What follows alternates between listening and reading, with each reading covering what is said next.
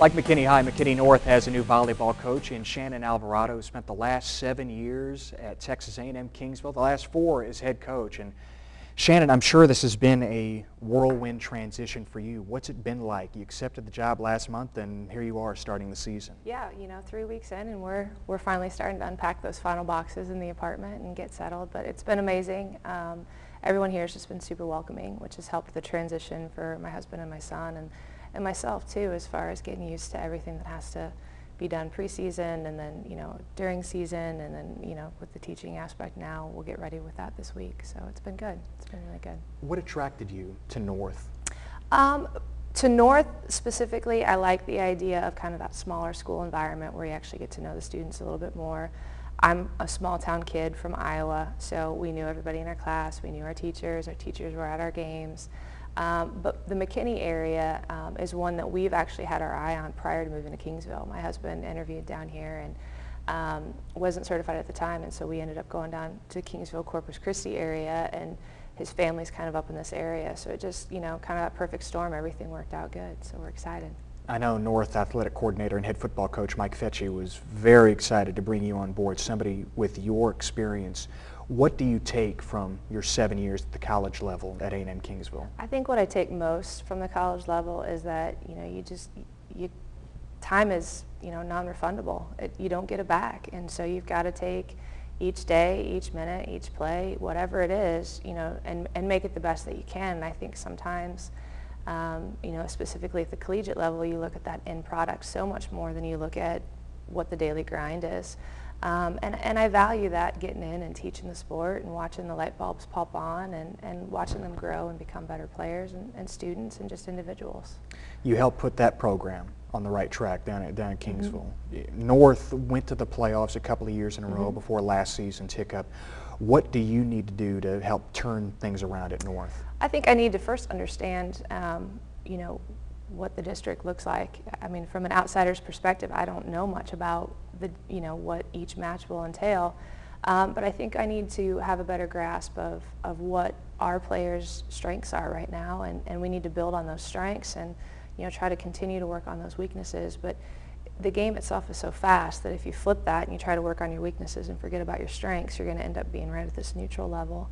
But the potential's there. The girls have been working extremely hard at all levels, and we've seen a lot of baby steps, and that's what it's going to be. And I think as long as we can continue to focus on the daily things that we need to do, the outcome will be what it needs to.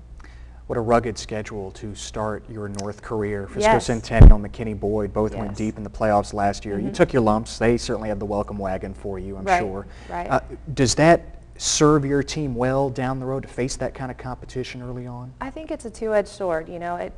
You have those coaches that feel like you play the tough competition and you got to see where you're at, and then I'm more of the you kind of got to be real with yourself, and Centennial has got a tremendous team, and there's a reason why they went play deep in the playoffs, and Boyd has a tremendous team, and there's a reason why they went there.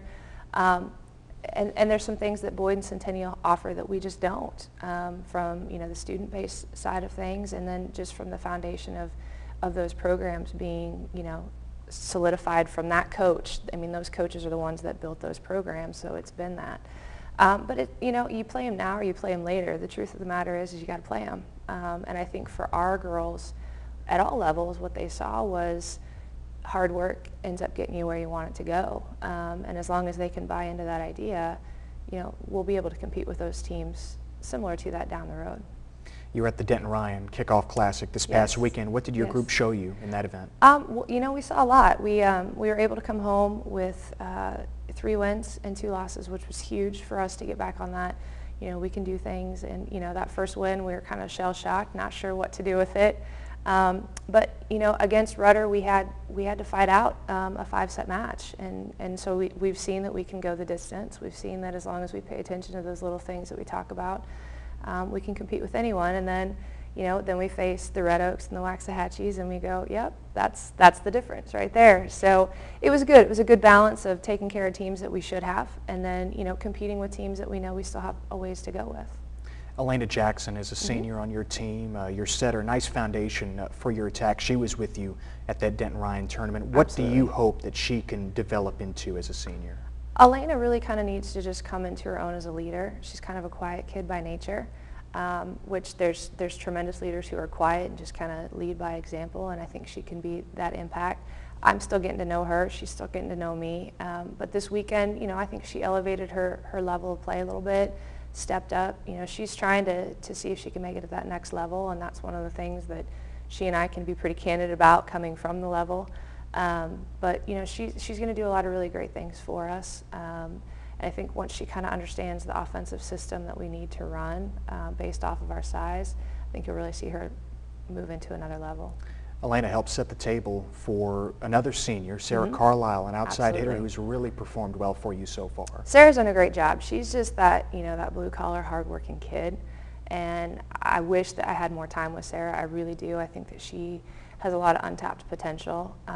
She kind of played a couple different positions last year, and we've really kind of solidified her down into that outside position for us. And she's feeling confident about it, knowing that this is going to be a role that she can focus in on.